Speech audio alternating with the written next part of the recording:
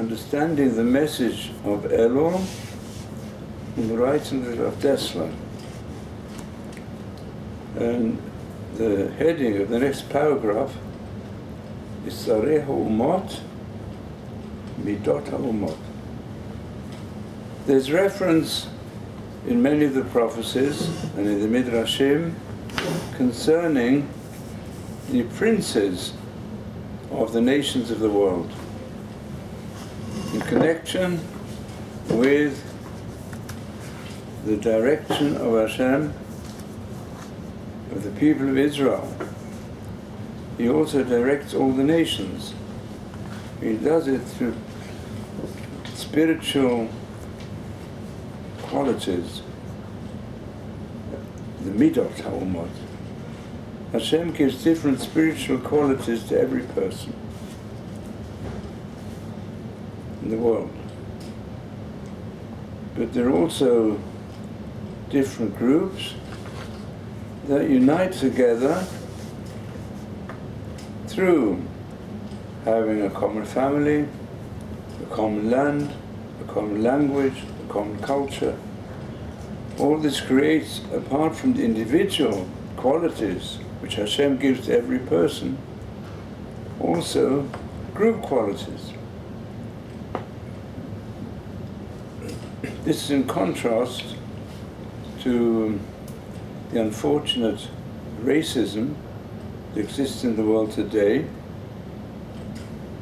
where it is thought that if people have specific qualities, they belong to a different race.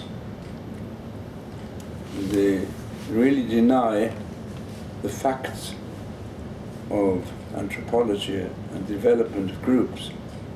The true facts of the development of different groups amongst mankind, as is already mentioned in the Parshas Noach and the Chumash, is there are 4 different elements that combine different groups. It's geography, language, sometimes a common religion, at least a common culture,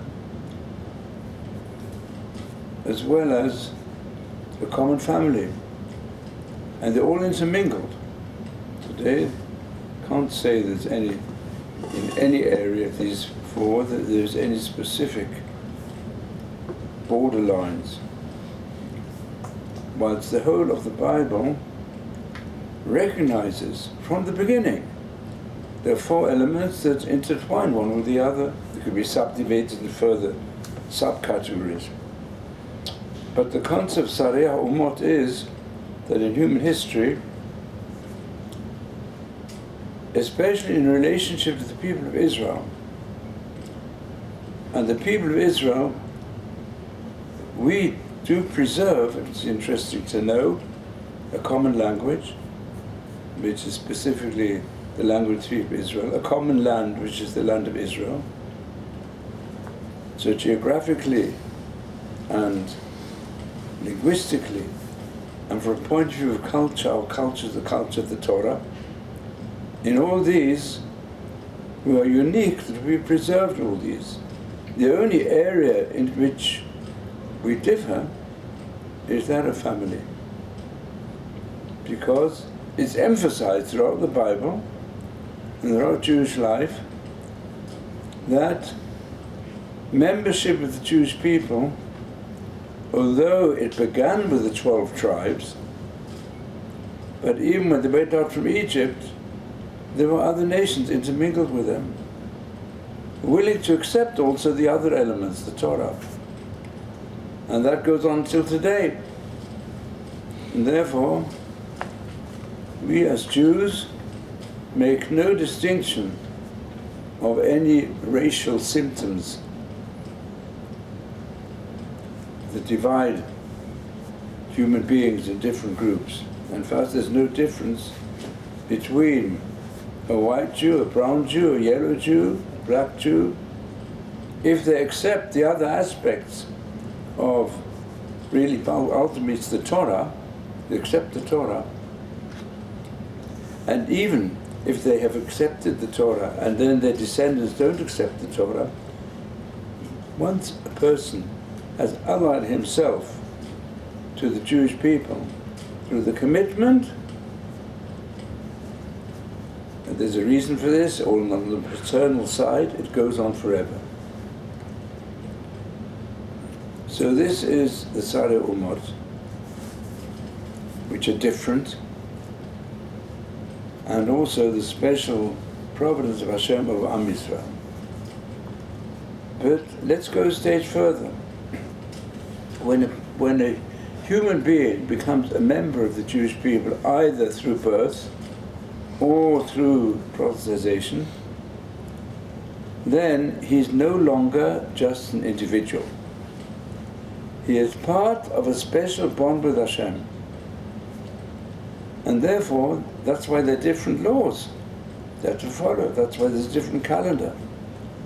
And every individual Jew goes through an experience of identification with his nation from the Exodus from Egypt until today. Each individual is a part of this group now. And that's why whatever happened to our people has got to be experienced by each individual. That's why we have to experience Yetziat Mitzrayim. We have to experience even the wandering in the desert and the sin of the golden calf, and then the first tablets of stone, the second tablets of stone. It all is re-experienced by the individual. So Elul, as we explained already, just let's take an illustration, that's why it's brought into this message of Elul, is, as we explained, exploration of the inner development of the human nation through the people of Israel. Now we have to be the kingdom of priests, in which every person belonging to the Jewish people takes a part. So therefore, I'm now going to this page where the heading is that Tzadei Umot, Midot Umot. This is based upon an analysis of Chaim Volozhin, who was a disciple of Gaon of Vilna. So he says like this: there's the description we find in the prophets of the four major empires who persecuted or banished the people of Israel from our land. The first one, which took the first galut, even before the four other ones, was that the people of Israel were born in the galut. There were 12 tribes, but they came to Egypt. What happened to them in Egypt? In Egypt already became intermingled with some of the idolaters around. A part of the people became idolaters, even though they were descended from the 12 tribes. And others, perhaps they didn't assimilate so much, but if not, they were persecuted in a terrible manner. And they suffered greatly. And some of them were weakened in their faith through all the suffering. And who was oppressing them? Paro. It's interesting that Rambam, who very much analyzes the clear meaning of the text of the Bible, is that Paro is a symbol for the power of evil. Power of evil as it was expressed in those times by the Egyptian Empire, which was the strongest and most developed empire, materialistically speaking, but also even in scientific knowledge. And that galut, which is already given in the first prophecy to Avraham Avinu, he is told that the descendants which you're going to have to spread the message of Hashem throughout the world, those descendants are going to have to go through a school of suffering to learn to recognize all tribulations and even persecutions as being tests in life. So he says, Yadua, it's known in the Galut of Egypt, the people of Israel descended from the 12 tribes, many of them also idolaters. We also know that later on, after the people had indeed been given the Holy Land and were able to worship Hashem in purity in the temple, but then they were banished. 10 tribes disappeared entirely amongst the nations of the world, and the other tribes were taken into the exile of Babel. What happened to the Jews in Babylon? Very many of them intermarried, assimilated entirely. Nevertheless, Hashem redeemed them. He redeemed Am Yisrael from Egypt, despite their low level, before they would become entirely drowned in the other lifestyles, which are corrupt and idolatrous. And the same applied to the remnant in Babylon, that many of them were very far removed. Hashem helped them, helped that small group of Jews to rebuild the Second Temple, what's also called the Second Commonwealth. And that happened also furthermore in the further persecutions from the Persians, from the Greeks. But when he came to the Romans, we're still in that galut. He hasn't redeemed us yet.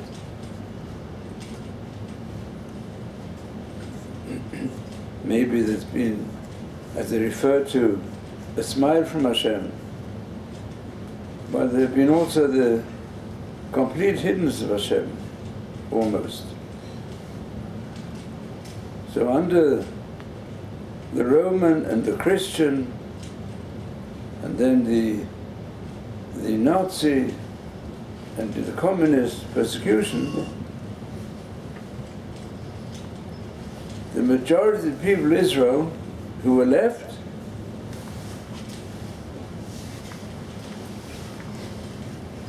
were distant from Hashem.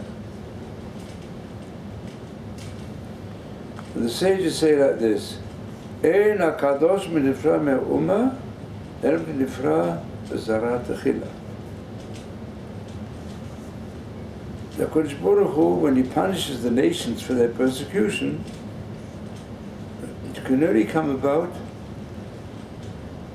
when their particular quality, which we discussed before, the common type of national character, or perhaps today would be termed by some psychologists as the archetypes, different groups, when that has fallen, so Allah has, and we say that the reason why that quality of that nation, and as far as Esav is concerned, his quality is al-char b'chatichye, the blessing he was given. You're going to live by the sword. Power. Power produces power politics. To rule, to expand one's rulership, to manipulate human beings. And when it becomes extreme, this desire amongst the powers of Esav, then they develop extreme forms of anti-Semitism. But who is it that strengthens the power of evil in Esav? It is the way in which we, with our sinfulness, we give him support. We give support to the power of evil. We bring it upon ourselves. When we use the phrase, in the days of awe, we're looking forward to the time, Ki tave memshelet zadon min haaretz, Betimloch. It says, when you, Hashem, will rule, when you remove the rulership of manipulation and presumptive powers of materialistic expansion from the earth, then Hashem will rule. As it says in the prophet Obadiah, Ulu Moshiom Ba'atzion Lishpot De'harisav, Ba'atal Hashem Amlucha, which is a verse we also quote frequently, that those who bring salvation will go up on the Mount of Zion to judge the mountain of Esav, and then Hashem will rule the world. Now what does this mean? It's a rather cryptic description of Chaim Volozhin. So he says, this includes a deep principle. It says each nation has a specific national character, which comes out of the intermingling of their various inner powers, talents and qualities. And HaKadosh Baruch Hu, He uses and directs the nations of the world to become instruments to produce the ultimate purpose of creation, which really depends upon the people of Israel. And in this interwoven pattern of divine providence, there's a special quality for each group that imposes itself against the people of Israel, which represents its inner character. And that is what the sages hint to us when they speak about the Sarei HaUmot, the root characteristics of the nations. So to bring this down to its basic psychological level, all the qualities of the human being are connected with Taiva and Gaiva, or what we could call it. First, let's speak about the biological instinct, which is self-preservation, and the instinct of sex through reproduction. So these are the two basic biological powers that govern the human being, that even in a certain sense govern the animal world. They have an instinct of self-preservation, an instinct also to reproduce. On the emotional level, it turns out that there's a big difference between the two. And difference is expressed Taiva and Gaiva. Perhaps I'll give an illustration of this from the basic dispute between the Freudian school of understanding the human psyche and the one by Adler, which afterwards developed also by Jung. Freud regarded the libido, the life instinct, the instinct of love, connected with sexual power. That is the mainspring of all the behavior of human beings. And also, if it's in excess in certain directions, of mental breakdowns. But from here, Freud applied it to all areas of life. But Adler, he reckoned it hasn't gone to the root. He said the root is self-centeredness, which I say goes back. Gaiva, self-centeredness in an emotion, goes back to the instinct of self-preservation, physically. People can only live if they have an instinct of hunger, and they're satisfied through food. That instinct can also lead a person to eat things which are not good for his health. So it goes in different directions, also sometimes not good for his character. But that's at the biological level. At the emotional level, expresses itself through I am the center of the world. That is the basic instinct.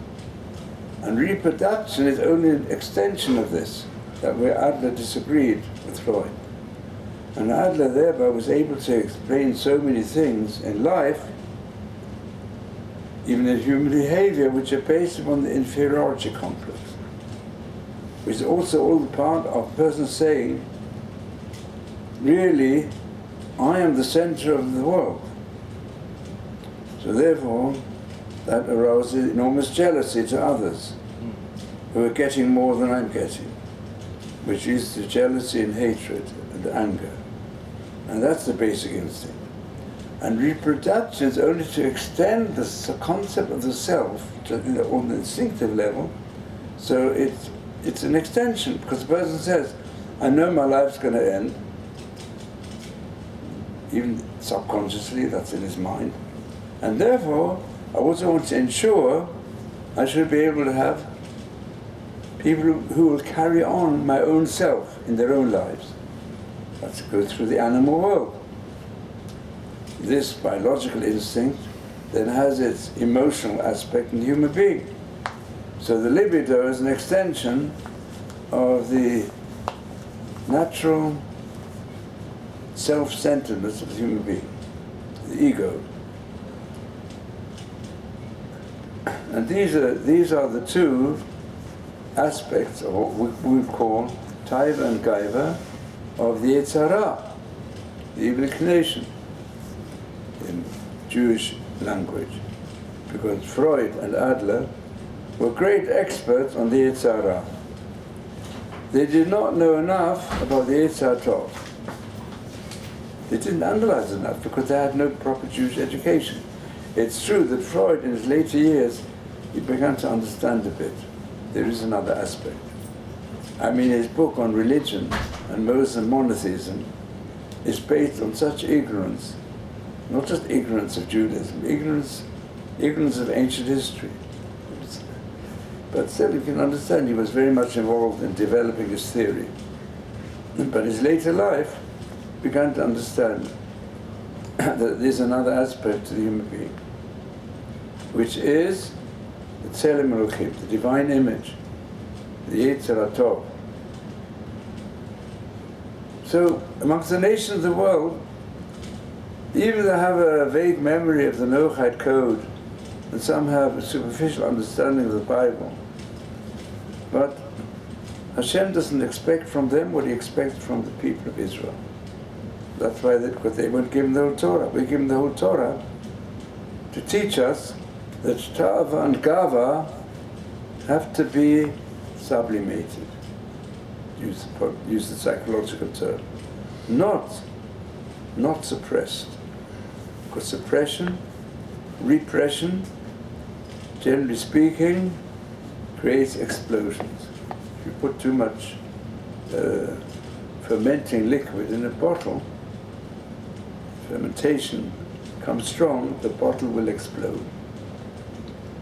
So now go back to the words of Dessler here. It says, when a man has a desire to eat, the desire stops when he's satisfied. Enough to eat. Even the person who's a drinker, he will probably get to a level where his body is too weak and he has to stop drinking. The same applies with all physical desires. That's Tava. But Gava, pride, is never satisfied. Because the concept of Gava is Ani va'afti or. I am all existence and nothing else. Gaiva in its extreme way brings people, as I've sometimes said, to believe in the unholy trinity of I, me, and myself. It's the unlimited Trinity. And they think they're everything. And it's unbelievable what can happen sometimes with people. You can sometimes analyze it even, that people, you find big politicians, you know, if they mean things for the good of the people, and they'll generally speak in the name of the people. They'll try to. What's good.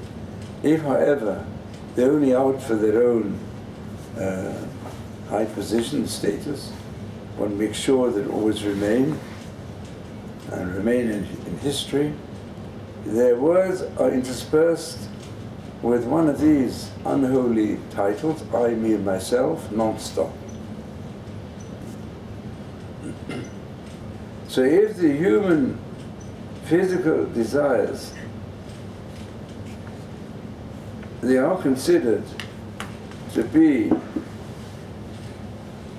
physical impurity, but the gaiva it says it's the gashmis of Tuma. Gaiva is the ruchnis of Tuma. See, physical things, when it comes to its fullness and its complete satisfaction, it disappears for a time.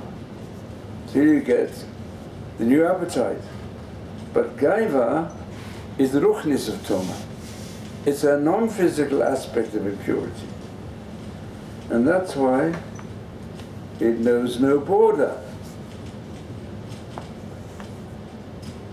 So therefore, one of the Baal Taiva, he might ultimately recognize the truth, because he had enough of it.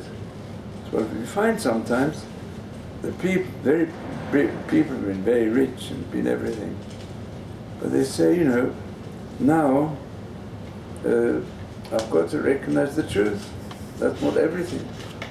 That's why we do have the fortunate situation that people reach the top of the Forbes list, quite a few of them, and what they do, they reach the top, most famous, what they do, they become great men of charity. There's no more satisfaction. I've got my full. It's like a person had a huge meal, then afterwards he says, I don't need to eat it, I've got enough.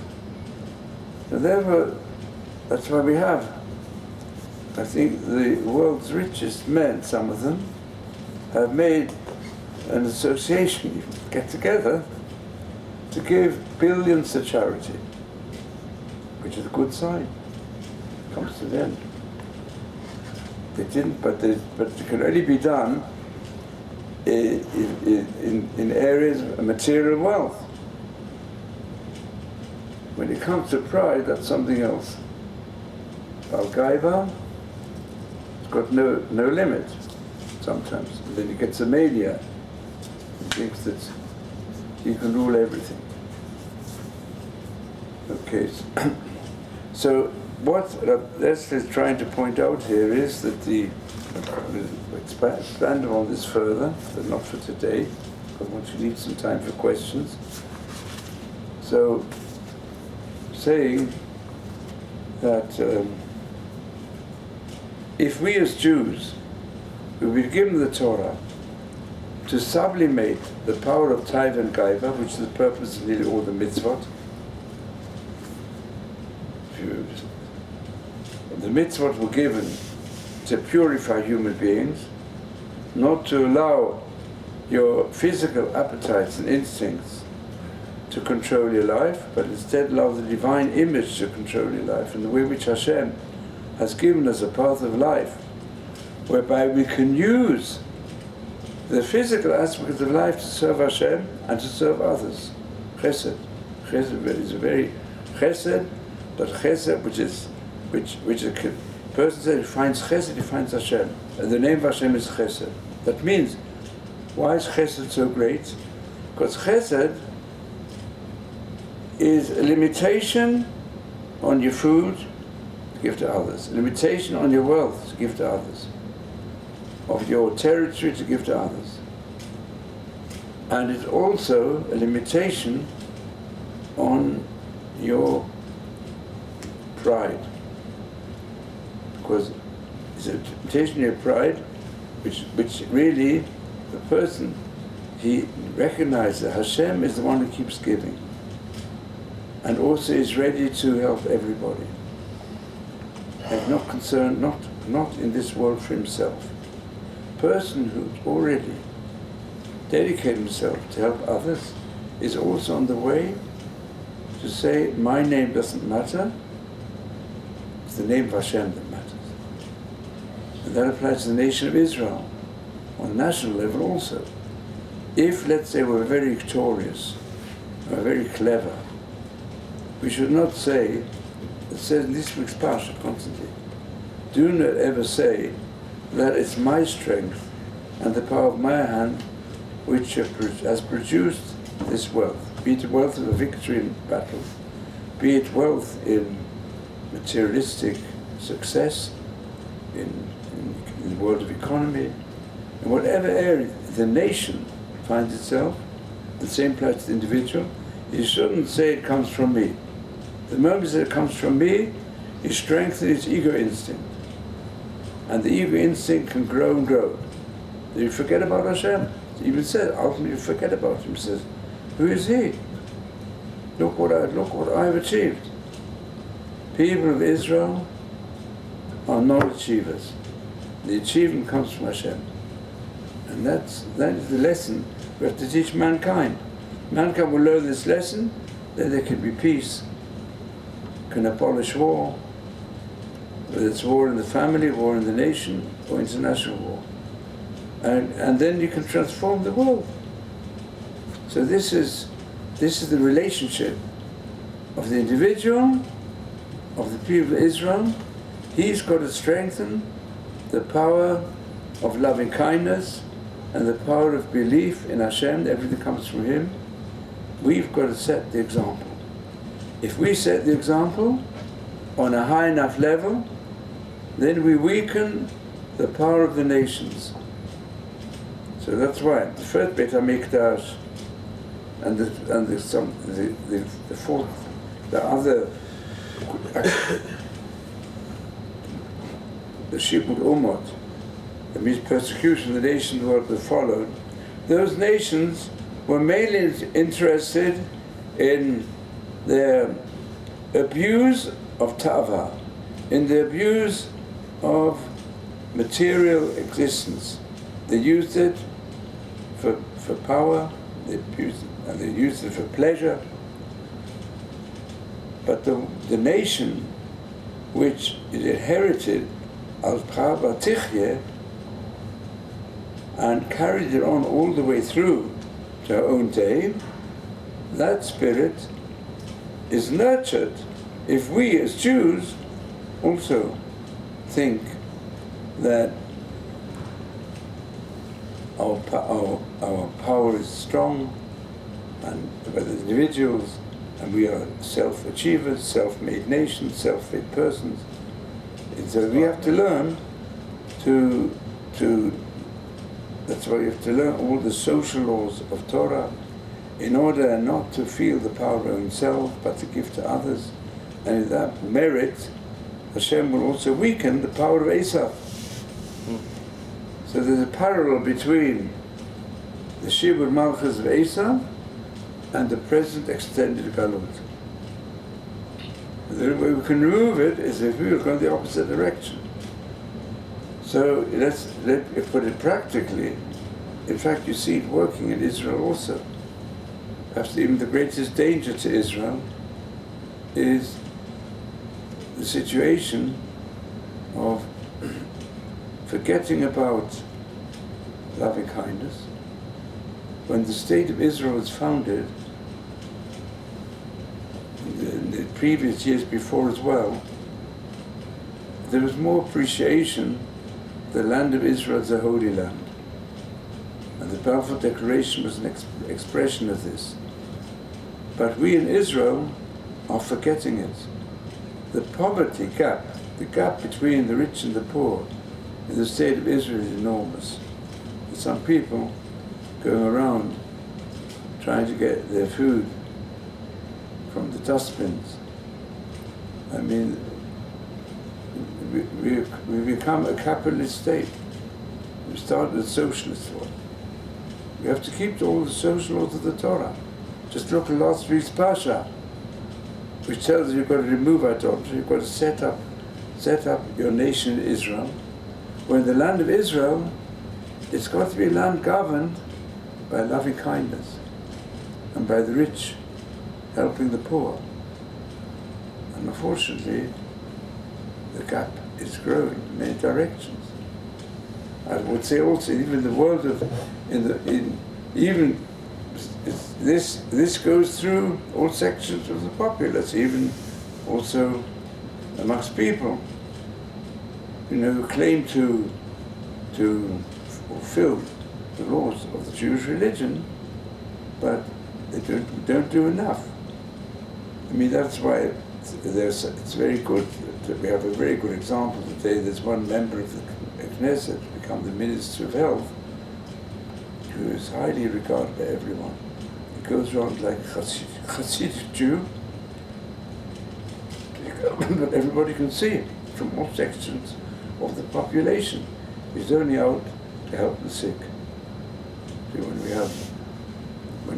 don't always find this in the wider community.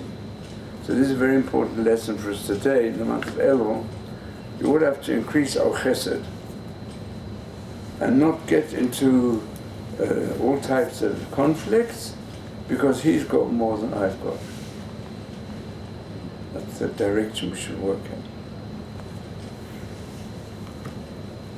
Now, would you like to make any comments or questions?